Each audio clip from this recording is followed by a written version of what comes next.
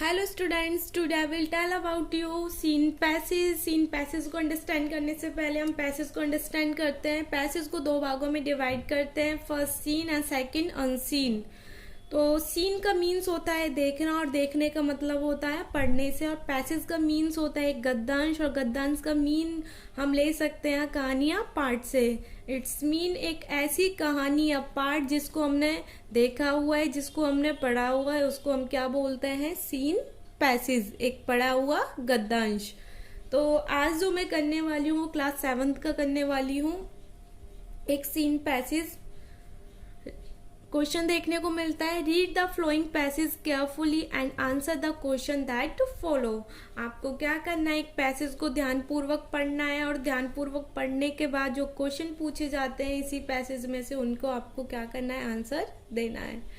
तो passage first, the shop had a certain quite distension. There was no sign upon it other than the name of Gessler brother. Okay, इसमें बोला गया है कि दुकान में एक निश्चित खास सार्थक अंतर नहीं था. There was no sign, और वहाँ पे कोई चिन्ह भी नहीं था, निशान भी नहीं था.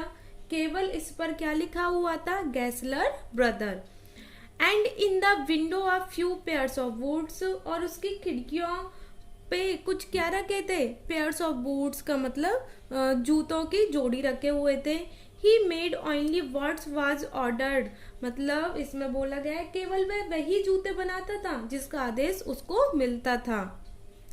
And what he made never fail to fit, और जो भी वह जूते बनाता था वो कभी भी क्या नहीं होते थे?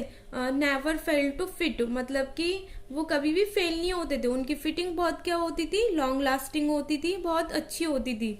To make boots such boots as he made seems to me then and still seems to me mysterious and wonderful. अब इसमें बोला गया है कि उसके जो जूते थे वो ऐसे प्रतीत होते थे कि मानो यह बहुत क्या है? मिस्टीरियस का मतलब रहस्यपूर्ण है, और वंडरफुल का मतलब यहाँ पे हम लेंगे बहुत बढ़िया है.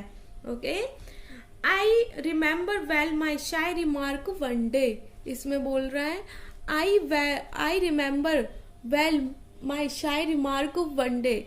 मुझे याद है आज भी, वेल बहुत अच्छी तरीके से, मेरे द्वारा बोली हुई कैसी टिप्पणियां? शर्मिंदा टिप्पणियां. शायरी मार्क का मतलब शर्मिंदा टिप्पणियां. वन डे, एक दिन, while scratching out to him my youthful foot. जब मैं क्या था, जब वह यंग था, तो वह एक दिन क्या करता है? गैसलर ब्रदर की शॉप पे जाता है, और वहां पर कैसे बैठता है? स्क्रैचिंग का मतलब यहाँ लिया गया है फैले, अपने जूतों, अपने पैरों को क्या करके फैला कर बैठता है. और क्या कहता है? Is not it awfully hard to do mister Gessler. यह कोई कठिन कार्य नहीं है मिस्टर गैसलर. यह बात कौन कहता है? ऑथर कहता है. किससे कहता है? मिस्टर गैसलर से कहता है. एंड हिज आंसर, और मिस्टर गैसलर उसको क्या आंसर देते हैं? Given with a sudden smile from out of the redness of his breed. मतलब जो मिस्टर गैसलर थे ना, उनकी एक क्या थी? रेडनेस, दाढ़ी थी. ब्रीड का मतलब होती है दाढ़ी, और हल्के लाल रंग पे दाढ़ी थी उनके फेस पे. तो वह उसके साथ एक स्माइल पास आउट करते हुए क्या कहते हैं लेखक को? It is an art. यह क्या है? यह एक कला है. ठीक है, तो ये आपका एक क्या हुआ? पैसेज हुआ. अब इसके question, what was there in the windows. तो वो पूछ रहा है कि खिड़कियों पर क्या रखे हुए थे. तो there were a few pairs of shoes in the window. उनकी खिड़कियों पर क्या रखे थे? There were a few pair. Few pairs का मतलब कुछ ही जूतों की जोड़ियां रखी हुई थी. क्वेश्चन थर्ड है, व्हाट डिड ही रिमेम्बर. उसे क्या अच्छी तरीके से याद था? तो अभी हमने पढ़ा था, ही रिमेम्बर हिज शायरी मार्क. साफ बोला गया है कि वो बोल रहे हैं ना, I remember well my Shayari mark. तो वो पूछ रहा है कि व्हाट डिड ही रिमेम्बर, उसे क्या याद था? तो हमने लिखा है ही रिमेम्बर हिज शाय रिमार्क. तो ये जो क्वेश्चन है आपको पैसेज में, ये जो पैसेज से ही पूछे गए, और आपको पैसेज से ही इनको क्या निकाल के देना है? आंसर निकाल के देना है आपको. क्वेश्चन नंबर 4 है, right the Hindi meanings of the word इसमें पूछा है कि जो मिस्टीरियस है ना, इसका हमको हिंदी मीनिंग्स लिखनी है। तो मिस्टीरियस की हिंदी मीनिंग क्या है? आंसर नंबर 4, तो रहस्यमय। आपका फोर्थ क्वेश्चन है, right the opposite of disordered. अब इसमें आया है ना डिसऑर्डर्ड, तो डिसऑर्डर्ड का आपको अपोजिट लिखना है। तो डिसऑर्डर्ड का अपोजिट क्या होता है? Obviously ordered.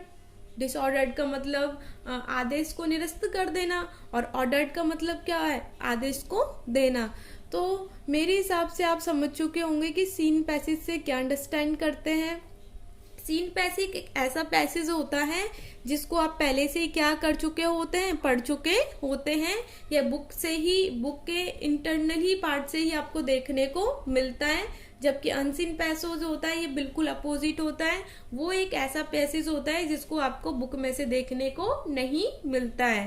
ठीक, तो जब भी हम पैसेज अटेंड करेंगे तो हम क्या करेंगे? सबसे पहले पैसेज को हम केयरफुली पढ़ेंगे, और उन्हीं में से जो एग्जामिनर होते हैं वो क्वेश्चन पूछते हैं, और उन्हीं में से हमें क्या निकालना है। अगर आपने पैसेज अच्छे से पढ़ा है, उन्हीं में से आपको आंसर देखने को मिल जाते हैं।